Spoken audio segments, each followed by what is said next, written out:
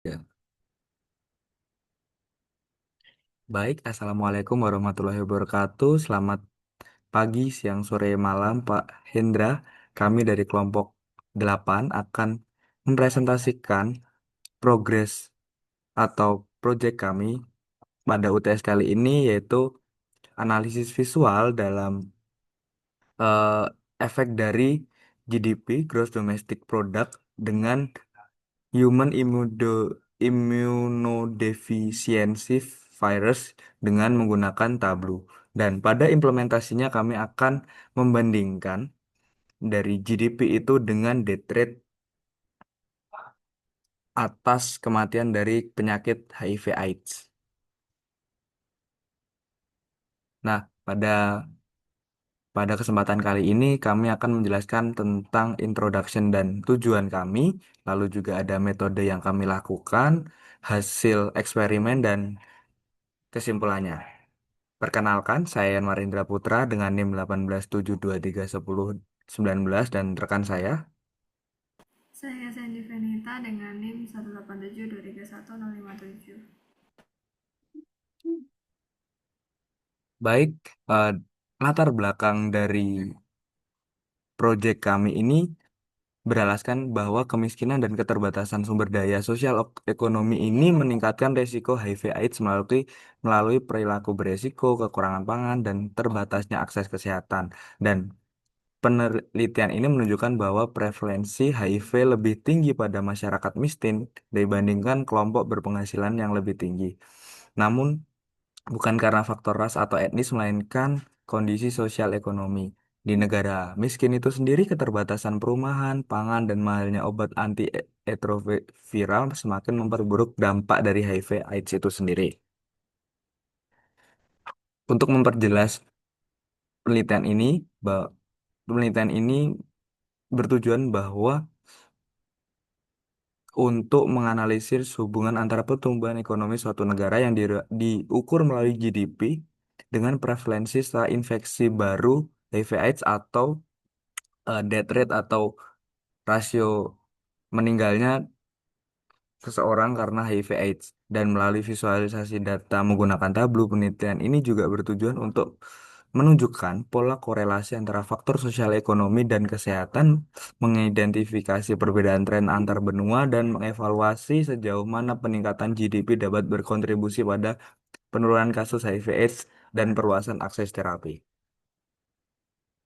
Metode yang kami gunakan adalah seperti berikut. Pertama, kami melakukan pengumpulan data dengan tiga sumber utama, yaitu World Bank untuk data GDP, Our World Data 2021 untuk data HIV/AIDS, dan World Population Review 2023 untuk data populasi. Data yang diperoleh kemudian kami bersihkan menggunakan Excel. Membersihkan di sini adalah membuang kolom-kolom yang tidak perlu dan memperbaikinya lebih komprehensif dan bisa tertata. Lalu pada tabel kami juga melakukan pivot pada beberapa data, terutama pada Workbank 2024 untuk data GDP itu sendiri, karena format yang digunakan data itu adalah tahun tahun itu masih mendatar. Maka dari itu untuk menyamakan tiga data tersebut kami gunakan pivot dan sebelahnya GDP seperti pada gambar di bawah. Dan juga kami juga menghapus data kosong dan juga seperti yang kami bilang, yaitu format tabel itu kami beberapa sesuaikan.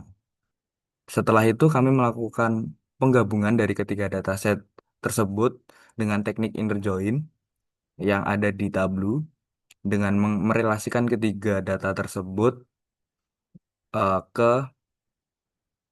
ke data utama, yaitu data GPU itu tadi. Dan berdasarkan negara dan tahun. Negara ini yang dimaksud adalah country code-nya. Lalu setelah sudah kami menghasilkan data terintegrasi berisi GDP, jumlah kasus HIV/AIDS, dan populasinya. Dan data ini kemudian divisualisasikan menggunakan tabel dalam bentuk peta, line chart, dan scatter plot untuk menganalisis hubungan antara GDP dan prevalensi HIV/AIDS. Nah, ini adalah data real yang digunakan dari data GDP tadi. Masih ada beberapa negara yang belum tervisualisasikan warnanya karena tidak terdetek pada tableau. Dan setelah sudah, warnanya kurang lebih seperti ini. Hampir semua negara sudah masuk ke data tersebut. Nah, ini adalah data death rate dari HIV/AIDS. Ini ada di kiri ada entity atau negaranya dan setelahnya ada kodenya, year dan death rate-nya. Nah, ini yang kami maksud kenapa pada data GDP perlu kami pivot karena death rate sendiri sudah ke bawah. Data tahunnya itu ke bawah, bukan mendatar. Dan ini ada demographic indikatornya yang berasal dari PBB. Di sini ada regionnya, ada location code-nya, ada ISO alpha code-nya dan juga type-nya. Lalu juga yang pasti di sana nanti ada em, populasinya. Yang kami gunakan hanya terutama pasti tahun, regionnya, ISO 3-nya karena ISO 3 alpha code ini sama dengan kedua kode sebelumnya. Nah, eh, hasil dari eksperimen tadi, kami menemukan bahwa tren GDP dan prevalensi HIV/AIDS pada benua itu menunjukkan rata-rata tren GDP dan prevalensi di berbagai benua. Dan terlihat bahwa semakin meningkat GDP-nya, hampir semua wilayah terutama di Amerika Utara, Eropa, dan Asia. Dan namun sebaliknya, Afrika menampilkan prevalensi HIV/AIDS yang jauh lebih tinggi dibandingkan benua lain meskipun GDP-nya meningkat. Maka dari itu pada gambar pertama menegaskan bahwa pertumbuhan ekonomi di Afrika belum sepenuhnya mampu menekan prevalensi HIV/AIDS. Di gambar kedua, kami membandingkan infeksi baru dari HIV/AIDS yang muncul dan GDP global mulai dari 2000 sampai 2007. Dan grafik ini memperlihatkan bahwa jumlah infeksi baru HIV/AIDS di tiap benua dibandingkan dengan total GDP global itu eh, menunjukkan bahwa adanya ketimpangan, yaitu pertumbuhan ekonomi dunia yang tidak serta-merta mengurangi kasus baru HIV/AIDS terutama di negara miskin yaitu di wilayah Afrika. Di wilayah Afrika itu menjadi wilayah dengan infeksi baru tertinggi meskipun GDP globalnya meningkat. Yang bawah ini GDP-nya, yang atas ini adalah HIV/AIDS-nya. Dapat dilihat bahwa dia landai sekali untuk penurunan infeksi barunya. Next adalah tren di GDP dan infeksi baru HIV/AIDS pada rata-rata. Dan line chart ini menunjukkan hubungan kebalikan. Ketika rata-rata GDP naik, dari tahun ke tahun rata-rata jumlah infeksi baru menurun. Dapat dilihat yang atas itu adalah GDP, yang bawah adalah infeksi baru. Dan hal ini memperlihatkan bahwa adanya korelasi negatif dan konsisten antara pertumbuhan ekonomi dengan penurunan kasus baru HIV/AIDS. Dan selanjutnya ada scatter plot eh, GDP dengan infeksi baru, dan scatter plot ini memperlihatkan bahwa hubungan langsung antara GDP dan jumlah infeksi baru menunjukkan korelasi negatif yang kuat. Dan pola-pola titik ini menurun dari kiri atas ke kanan bawah.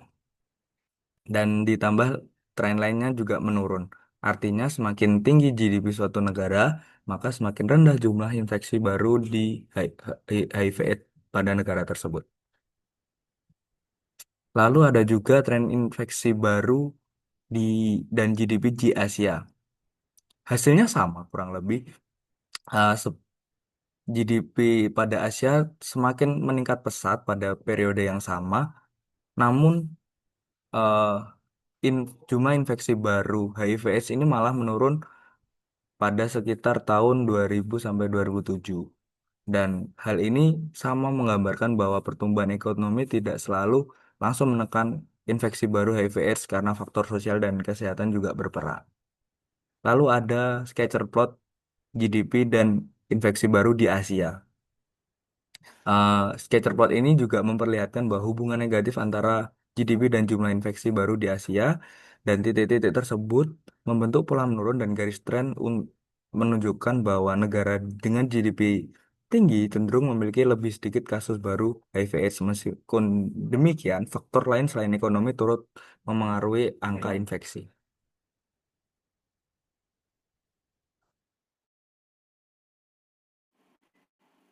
Nah, baik, untuk selanjutnya ada gambar ketujuh, yakni di mana ini adalah line chart dari nilai terapi HIV/AIDS dan GDP berbenua.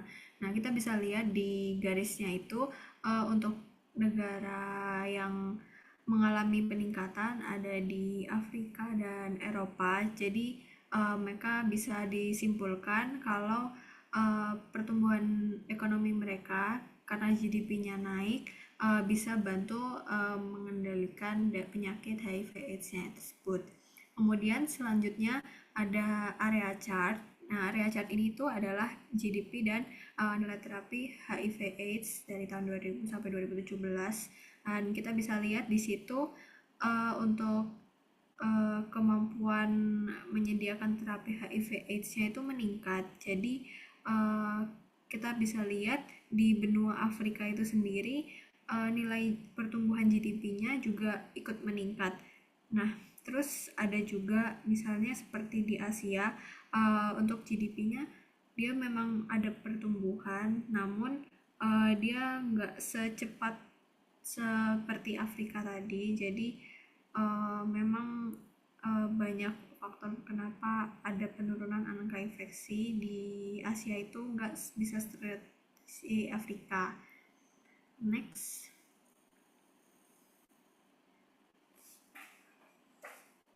Oke, untuk selanjutnya ada ini merupakan visualisasi yang kami tambahkan dari artikel yang telah kami uh, cari, dan di sini untuk pertama-tama kami menambahkan visualisasi world map. Di gambar pertama itu kami ada world map dari GDP. Nah, jadi kita bisa lihat dari intensitas warna dari color palette yang kami gunakan.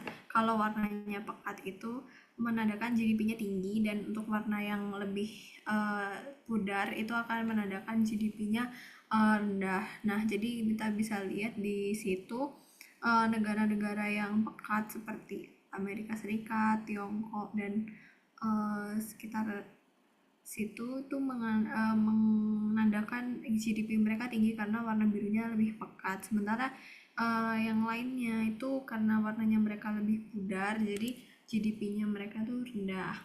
Dan untuk gambar yang di bawahnya adalah world map dari death rate. Nah, kita bisa lihat di sekitar wilayah Afrika, apalagi yang di sekitar bagian selatan situ, dia punya death rate yang tinggi karena HIV atau AIDS tadi.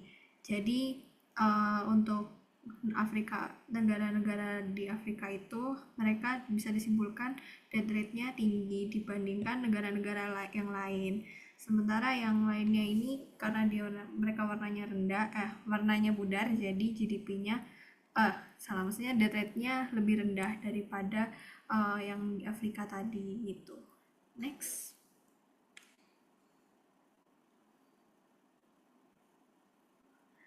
Oke, untuk selanjutnya ini ada chart dari area ada death rate dan pertumbuhan GDP-nya. Nah, jadi ini tuh menggambarkan tren death rate akibat HIV atau AIDS yang kita bisa lihat tuh di situ ada perkembangan GDP sepanjang tahun 2000 sampai 2002.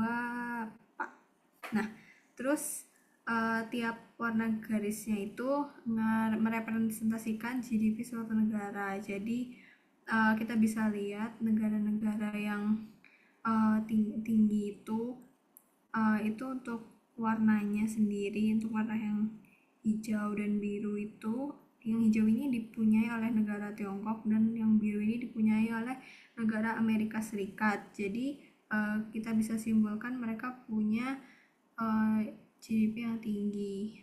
Nah, untuk yang bagian death rate, nah ini kita akan lihat di garis yang di paling tinggi ini ya, punya negara Afrika. Jadi eh, mereka ini puncaknya bisa sampai 900 kasus per 100.000 populasi. Nah, terus terjadi penurunan yang tajam di garisnya karena meningkatnya akses terhadap terapi penyakit HIV atau AIDS tadi. Gitu. Next.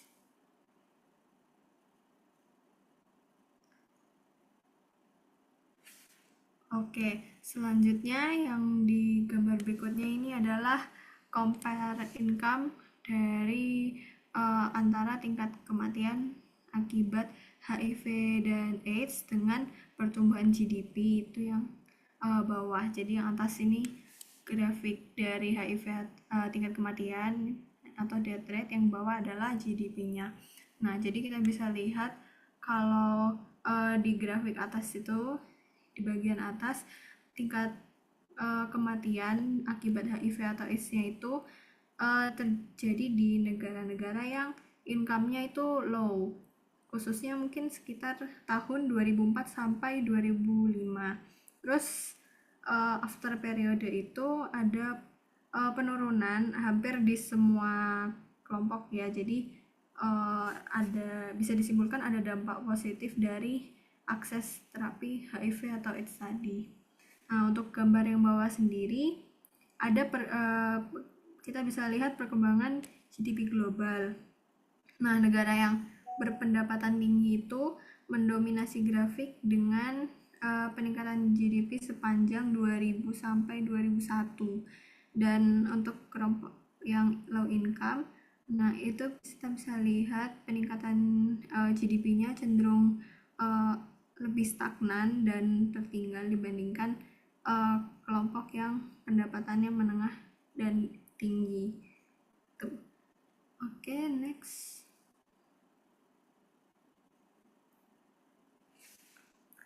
Nah, ini untuk selanjutnya ada chart untuk death rate di Asia, dan ada line chart juga untuk bagian GDP versus death rate di Asia. Nah, untuk yang atas tadi itu dia menampilkan death rate akibat HIV atau AIDS di Asia dalam bentuk area chart dari tahun 2000 sampai 2021. Nah, itu karena grafiknya di awal ada peningkatan, jadi tingkat death rate-nya yang paling tinggi terjadi di awal-awal periode sekitar tahun 2004 sampai 2005. Terus turun terus sampai di tahun 2021. Nah, jadi penurunannya ini bisa nanti dikaitkan dengan peningkatan akses terhadap terapi HIV/AIDS tadi. Terus kita bisa lihat juga beberapa negara masih punya kontribusi yang besar ke total death rate-nya ini. Jadi sebenarnya dari grafik ini kita bisa lihat ketimpangan akses layanan kualitas kesehatannya gitu. Terus untuk line chart yang di bawahnya itu ada GDP untuk yang bagian atas dan death rate di bagian bawah. Nah, jadi di bagian atas kita bisa lihat untuk death rate-nya ini ada penurunan. Jadi dari sekitar apa itu 90 jadi ke 20-an.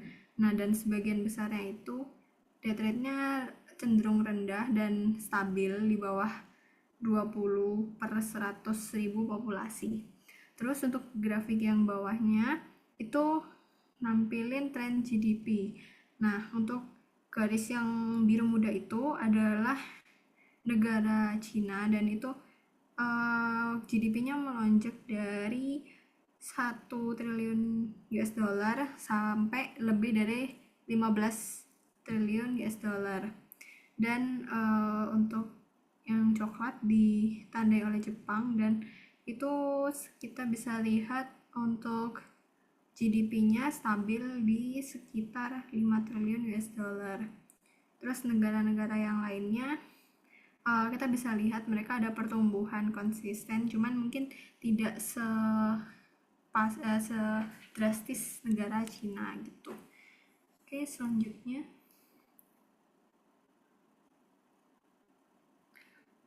Nah, kemudian ini kita akan menampilkan 3 dashboard, dan ini itu dashboard yang pertama.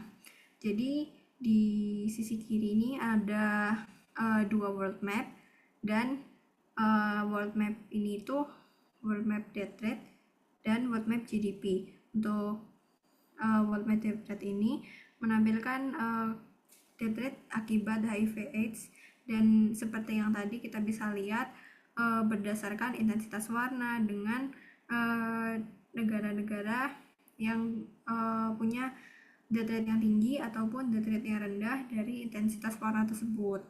Nah, terus untuk yang di bawahnya untuk world map GDP, dia tuh bisa kita lihat dia punya GDP yang tinggi atau rendahnya juga berdasarkan intensitas warna yang tadi. Terus di sisi sebelah kanan itu ada 2 line chart dari GDP dan death rate-nya. Nah, jadi kita bisa lihat di chart itu kalau di death rate-nya seperti yang tadi, Afrika tuh punya tingkat kematian yang tinggi, dan untuk GDP-nya yang paling tinggi itu diambil oleh negara Amerika Serikat dan Tiongkok. Next.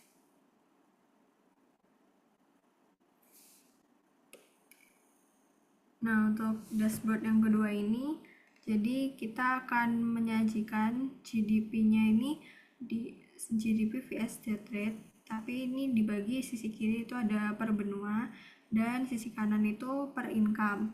Jadi di sisi kiri itu kita akan compare per region, dimana nanti grafiknya itu bakalan memperlihatkan death rate akibat HIV atau AIDS menurut wilayah, dan untuk yang bawahnya itu akan memperlihatkan yang berdasarkan GDP-nya.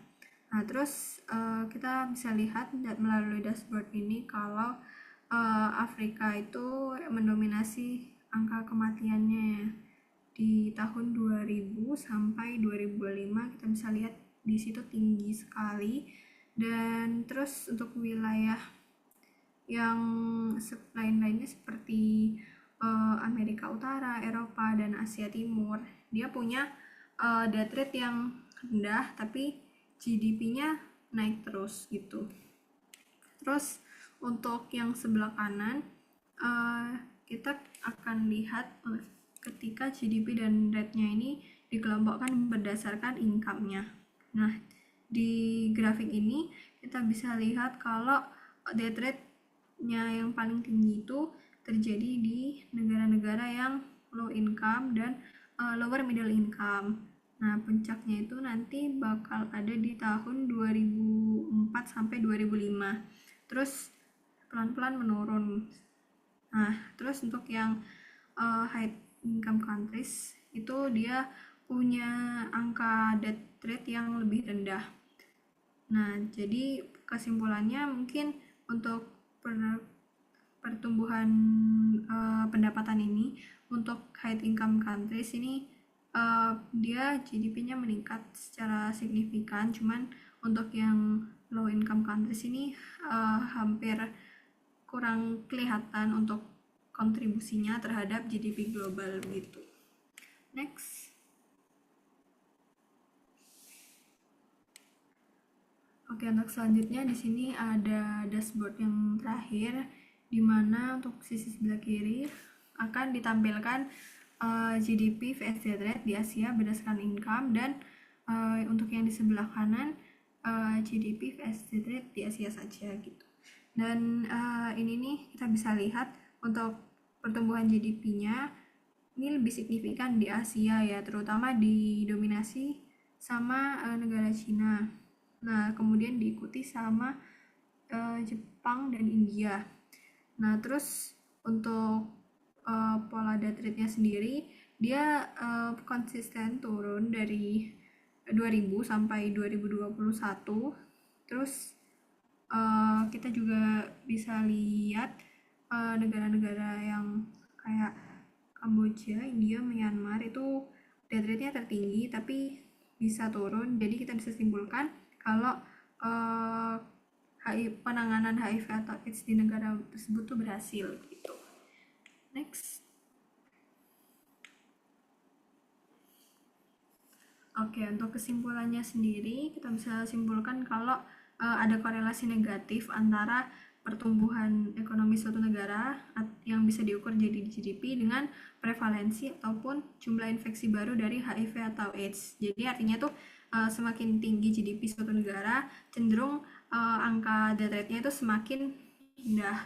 Dan kita bisa lihat, bisa simpulkan kalau pembangunan ekonomi nggak cuman berdampak di finansial aja tapi berkontribusi juga di kesehatan gitu. Oke. Oke, sekian mungkin presentasi dari kami. Untuk apabila ada kesalahan dan kekurangan dalam cara penyampaian, kami mohon maaf. Terima kasih. Wassalamualaikum warahmatullahi wabarakatuh.